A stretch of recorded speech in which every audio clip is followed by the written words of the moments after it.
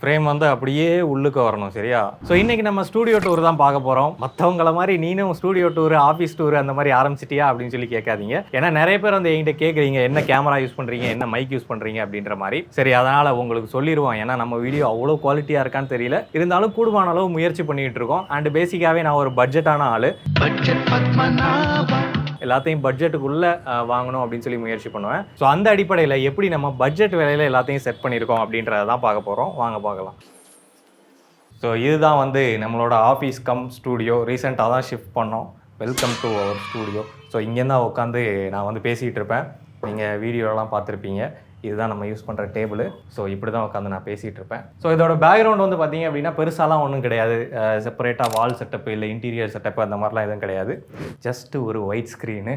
So அந்த white ஸ்க்ரீனுக்கு light shade கொடுத்து தான் நம்ம யூஸ் பண்ணிகிட்ருக்கோம். அதே மாதிரி இங்கே ஒரு ப்ளைவுட் பார்க்க முடியும். இந்த ரூமை பொறுத்த வரைக்கும் எல்லா பக்கமும் ஜன்னல். இந்த ஒரு செவரை தவிர எல்லா பக்கமும் ஜன்னல். இங்கே ஒரு ஜன்னல், அங்கே ஒரு விண்டோ இருக்குது. அதே மாதிரி பின்பக்கமும் ஒரு விண்டோ இருக்குது.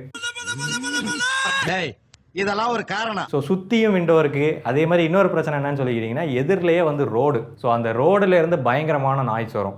ஹார்னு, வண்டி ஓடுறது, எல்லா நாய்ஸும் வந்து பயங்கரமாக வரும். ஸோ மெயினாக அந்த நாய்ஸ் எல்லாத்தையும் அரெஸ்ட் பண்ணணும் அப்படின்றதுக்காக தான் இந்த ப்ளைவுட்டை போட்டு விண்டோஸ் எல்லாத்தையும் க்ளோஸ் பண்ணேன். ஸோ இங்கே ஒரு ப்ளைவுட்டு, அங்கே ஒரு ப்ளைவுட்டு, அதே மாதிரி பின்னாடியும் ஒரு ப்ளைவுட் போட்டிருந்தேன். இப்போ ரிமூவ் பண்ணிட்டேன். அது ஏன்னு சொல்கிறேன். ஸோ பொதுவாகவே எந்த ஸ்டூடியோ செட் பண்ணுறீங்க அப்படின்னாலும் நாய்ஸ் வெளியிலேருந்து வரக்கூடாது, சவுண்டு ப்ரூஃபிங்காக இருக்கணும். அதே மாதிரி எக்கோ அடிக்கக்கூடாது. ஸோ நிறைய பேர் நினைக்கக்கூடிய விஷயம் என்னென்னா, யூடியூப் சேனல் ஸ்டார்ட் பண்ணணும் அப்படின்னா அதுக்கு காஸ்ட்லியான கேட்ஜெட்ஸ் வேணும், லைட்டிங் செட்டப் எல்லாமே பக்காவாக இருக்கணும். அதுக்கப்புறம் தான் நம்மளால் அந்த கண்டென்ட்டை வந்து கொண்டு போய் சேர்க்க முடியும் அப்படின்ற மாதிரி. பட் உங்களுக்கு வந்து அது முக்கியம் கிடையாது. நீங்கள் எதில் ஸ்ட்ராங்காக இருக்கீங்களோ அந்த கண்டென்ட்டை தான் நீங்கள் கொண்டு போய் சேர்க்க போகிறீங்க. ஸோ அந்த கண்டென்ட்டை சேர்க்கறதுக்கு இதெல்லாம் வந்து அடிஷ்னலான ஒரு விஷயம் தான். ஒரு ஸ்டூடியோ செட்டப்போ இல்லை மைக் செட்டப்போ, கிளியரான ஆடியோவோ, இதெல்லாம் வந்து குவாலிட்டியை தான் இம்ப்ரூவ் பண்ணுமே தவிர உங்களோட கண்டென்ட்டை கிடையாது. ஸோ உங்ககிட்ட என்ன இருக்குதோ அதை வச்சே உங்களால் பெஸ்ட்டாக பண்ண முடியும். உங்களுக்கு ரொம்பலாம் அட்வைஸ் பண்ணி கடுப்பேற்ற விரும்பல. மேட்டர் என்னன்னா, இந்த ரூமை நான் முதல்ல ரெடி பண்ணுறதுக்காக ட்ரை பண்ணுறப்போ ஃபஸ்ட்டு எல்லாத்தையும் க்ளீன் பண்ணிவிட்டு ஒரு இன்டீரியர் பண்ணுவாங்க இல்லையா, ஆஃபீஸ் இன்டீரியர்ஸ் அந்த மாதிரி பண்ணுவாங்க இல்லையா, அவங்கள கூப்பிட்டு வந்து நான் ஒரு சஜஷன் கேட்டேன். இந்த மாதிரி பேக்ரவுண்டில் ஒரு 3D எஃபெக்டில் ஒரு வால் வேணும்,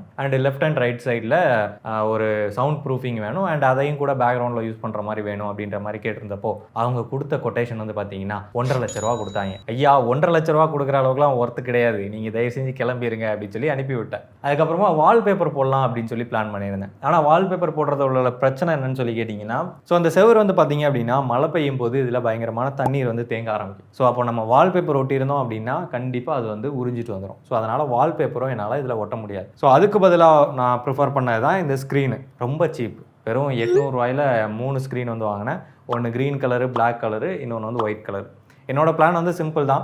சிம்பிளாக க்ரீன் ஸ்க்ரீனை போட்டு நம்ம வந்து பேக்ரவுண்டை எப்படி வேணால் மாற்றிக்கலாம் அப்படின்னு சொல்லிட்டு அது வந்து நம்ம முன்னாடியே பண்ணியிருந்திருப்போம், பார்த்துருப்பீங்க. சரி, அது ஆல்ரெடி பண்ணிட்டதுனால திரும்ப அதே இது பண்ண வேண்டாம் அப்படின்னு சொல்லி ஒரு பேக்ரவுண்டில் ஒரு லைட்டிங் செட்டப்போட ஒரு ஸ்டூடியோ மாதிரியான ஒரு செட்டப் ரெடி பண்ணிடலாம் அப்படின்னு சொல்லிட்டு தான் இந்த ஒயிட் ஸ்க்ரீனை வந்து போட்டேன். இந்த ஸ்க்ரீன் என்ன தான் விலை கம்மியாக இருந்தாலும் கூட அதை மாற்றுறதுக்கான அந்த ஸ்டாண்ட் இருக்கும் இல்லையா, அந்த ஸ்டாண்டு வந்து விலை அதிகமாக இருக்கும். 2000 to 5000 ரூபா வரைக்கும் வரும். இந்த மாதிரி 2 ஸ்டாண்டு வரும். அதுக்கு இடையில வந்து ஒரு 9 feet ராட் வரும். ஸோ அதில் தான் அந்த ஸ்க்ரீனை போடுற மாதிரி ஆப்ஷன் கொடுத்துருந்தாங்க. பட் அது வந்து செவத்துக்கிட்ட இல்லாமல் நடுவில் நம்ம பண்ணணும் அப்படின்னா தான் அந்த ஸ்டாண்டு செப்பரேட்டாக தேவைப்படும். மற்றபடி நமக்கு செவருக்கிட்ட இருக்கிறதுனால இங்கேயே வந்து 2 கிளாம்ப் அடிச்சு இந்த ராடை வந்து நான் இன்ஸ்டால் பண்ணிட்டேன். இதுக்கான செலவு அதிகபட்சமாக ஒரு 250 ரூபா கிட்ட ஆயிருக்கும். இந்த ஸ்க்ரீனை செட் பண்ணுறது சிம்பிள் தான். பட் இதுலேயும் சில பிரச்சனைகள் இருக்குது. சுருக்கம் விழும் அண்டு காற்றுல ஆடும். ஸோ அதுக்கு இந்த ஸ்க்ரீனை வந்து டைட்டாக செட் பண்ணணும். ஸோ அதை எப்படின்னு சொல்லி பார்க்கலாம். ஸோ இந்த ஸ்க்ரீனோட விட்த் வந்து பார்த்தீங்கன்னா 8 feet வரும்.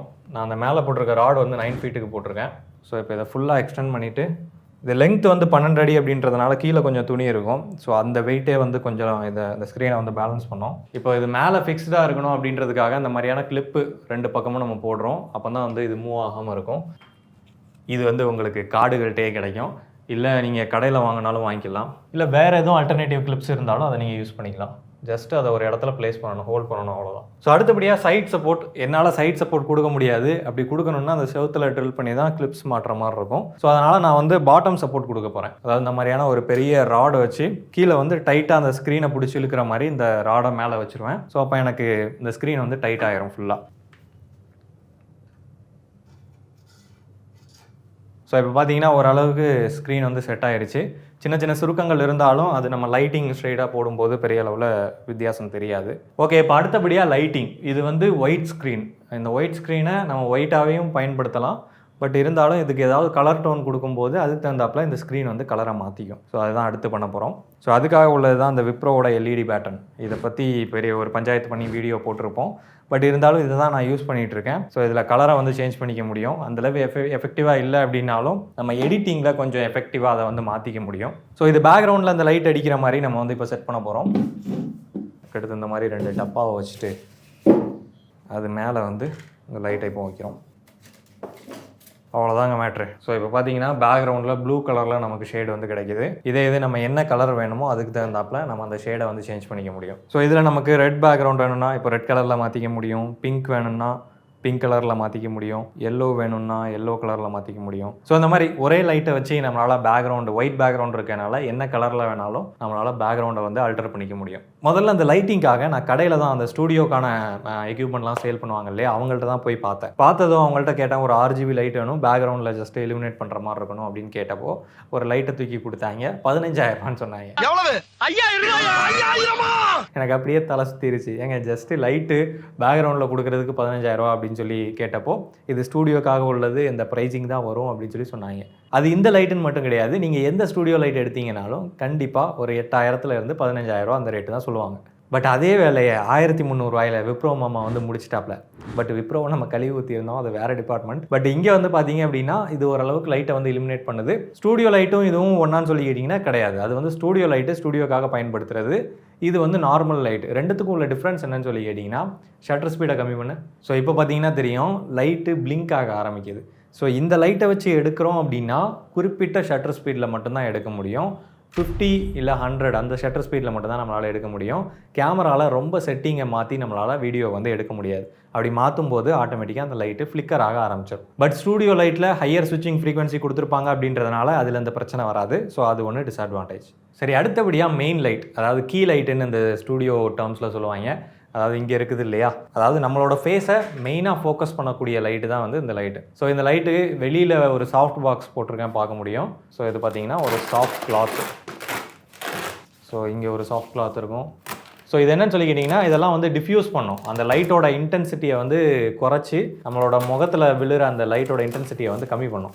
ஸோ அது வந்து கொஞ்சம் கேமராவில் பார்க்குறதுக்கு அழகாக இருக்கும். பட் வெளியில் போட்டிருக்க சாஃப்ட் பாக்ஸ் மட்டும்தான் சாஃப்டான பாக்ஸு. உள்ளே பார்த்தீங்க அப்படின்னா நம்ம ஃப்ளட் லைட்டை வந்து யூஸ் பண்ணுறோம். 30 வாட்ஸ் பவர் இருக்கக்கூடிய லைட்டு தான் இது. ஸோ இந்த லைட்டை தான் சரி பவர்ஃபுல்லான ஒரு லைட்டாக இருக்கும் அப்படின்னு சொல்லி இந்த லைட்டை தான் நான் வாங்கி போட்டிருக்கேன். அதுக்கு ரீசனும் அந்த ப்ரைஸிங் தான். 50 ஷட்டர் ஸ்பீடு 100 ஷட்டர் ஸ்பீடை தாண்டி நம்மளால் பயன்படுத்த முடியாது. என்னதான் லைட்டோட விலை கம்மி அப்படின்னாலும் வெளியில் போட்டிருக்கக்கூடிய அந்த சாஃப்ட் பாக்ஸு, இந்த துணி, இந்த கொடை மாதிரியான ஸ்டாண்டுக்கு வந்து 3,000 கொடுக்க தான் செஞ்சேன். அது வந்து வேறு ஆப்ஷன் இல்லை.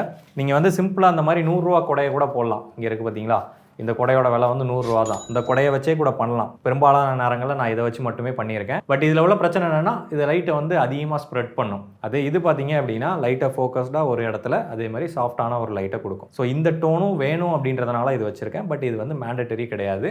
நீங்கள் இந்த மாதிரி ஒரு கொடை வச்சுருந்தாலே அதுவே வந்து பெட்டர் தான். அடுத்தபடியாக ஸ்டாண்ட் வந்து மேண்டட்டரி. நீங்கள் என்ன பட்ஜெட் விலையில் வாங்கினாலும் சரி ஸ்டாண்டு கம்பல்சரியாக வேணும். கேமராக்கும் சரி இல்லை லைட்டுக்கும் சரி. ஏன்னா அதை வச்சு தான் ஈஸியாக மூவ் பண்ண முடியும். ஒரு ஸ்டெடியான அவுட்புட் வந்து நமக்கு கிடைக்கும். நான் வந்து பார்த்தீங்கன்னா கிட்டத்தட்ட 6 ஸ்டாண்டு வச்சுருக்கேன். லைட்டுக்காக 3 அண்ட் கேமராக்காக 3 அப்படின்ற மாதிரி ஒவ்வொரு தேவைகளுக்காக மாற்றி யூஸ் பண்ணுறதுக்காக 6 ஸ்டாண்டு.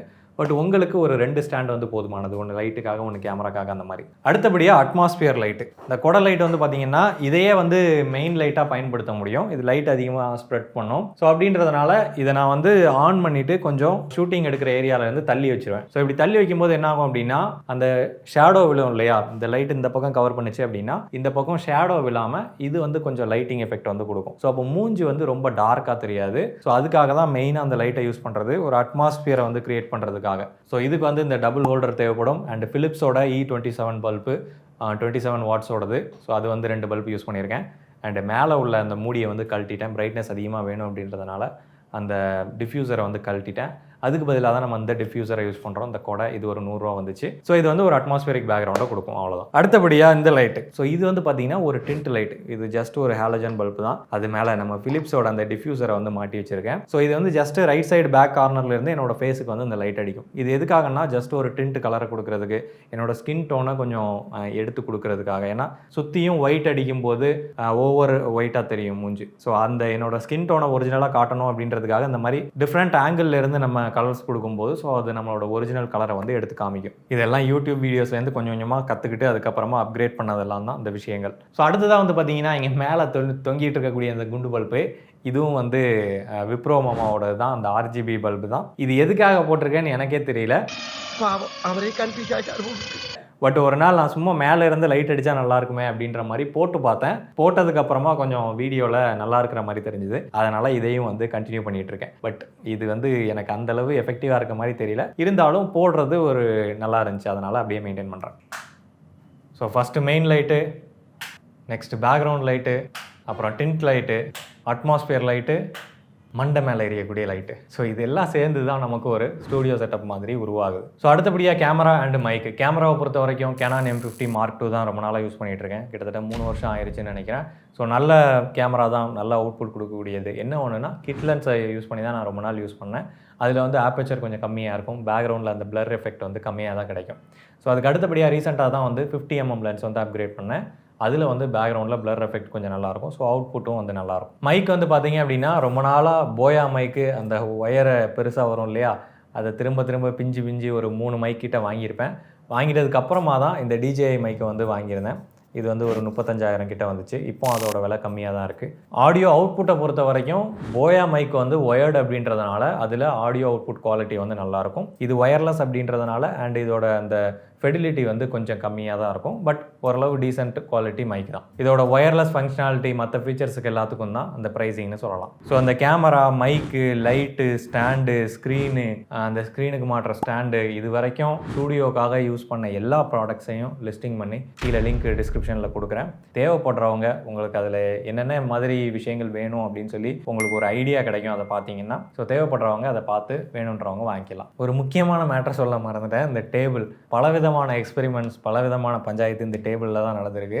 ஆக்சுவலாக இது வந்து ஒரு டேபிளே கிடையாது. இது வந்து ஒரு இன்டீரியர் செட்டப்பில், கிச்சனோட இன்டீரியர் செட்டப்பில் இருந்த ஒரு என்ன சொல்கிறது, அந்த 2-3 டேபிளாக சேர்த்து வச்சுருப்பாங்க இல்லையா, அந்த இன்டீரியரில் உள்ளே இருந்தது. அதே மாதிரி கீழே பார்த்தீங்கன்னா இங்கே ஒரு ட்ராயர் இருக்குது இல்லையா, இது வந்து ஃபஸ்ட்டு ட்ராயரு, அதுக்கு கீழே இன்னொரு ட்ராயர் வரும், பெரிய ட்ராயரு, அது கீழே இன்னொரு பெரிய ட்ராயர் வரும். ஸோ இந்த மாதிரி ஒரு கிச்சனோட இன்டீரியர் செட்டப்பில் இருந்த ஒரு டேபிள் தான் அது. அதனால தான் டாப்பு கூட பார்த்தீங்கன்னா கல்லில் பண்ணியிருப்பாங்க. ஸோ இது ஒரு பழைய பில்டிங்கை டெமாலிஷ் பண்ணும்போது அதிலிருந்து எடுத்த ஸ்பேர் தான் இது. இது எனக்கு வேணும் அப்படின்றதுனால நான் வந்து எனக்கு தகுந்த மாதிரி மாடிஃபை பண்ணிக்கிட்டேன். கீழே வந்து வீல் செட் பண்ணுறதா இருக்கட்டும், இல்லை இந்த கீழே உள்ள 2 ட்ராயரையும் ரிமூவ் பண்ணிவிட்டு அண்ட் இந்த ஸ்டிக்கர் ரீசெண்டாக தான் ஓட்டினேன். அண்ட் இந்த மேலே உள்ள ட்ராயருக்கு வந்து லாக் ரெடி பண்ணது, இது எல்லாமே வந்து இந்த டேபிளில் நான் தான் மெஜாரிட்டியாக மாடிஃபை பண்ணேன். ஸோ எவ்வளோ நாள் நீங்கள் வீடியோவில் டேபிளாக பார்த்தது டேபிளே கிடையாது, கிச்சனில் அந்த மாவு பிசைகிற ஒரு கல்லை தான் நீங்கள் பார்த்துருக்கீங்க. எவ்வளோ தான் இந்த வீடியோ உங்களுக்கு பிடிச்சிருக்கும் புரிஞ்சிருக்கும் அப்படின்னு சொல்லி நம்புகிறேன். இன்ஜினியரிங் ஃபேக்ட் சேனலுக்கு சப்ஸ்கிரைப் பண்ணுங்கள். நன்றி.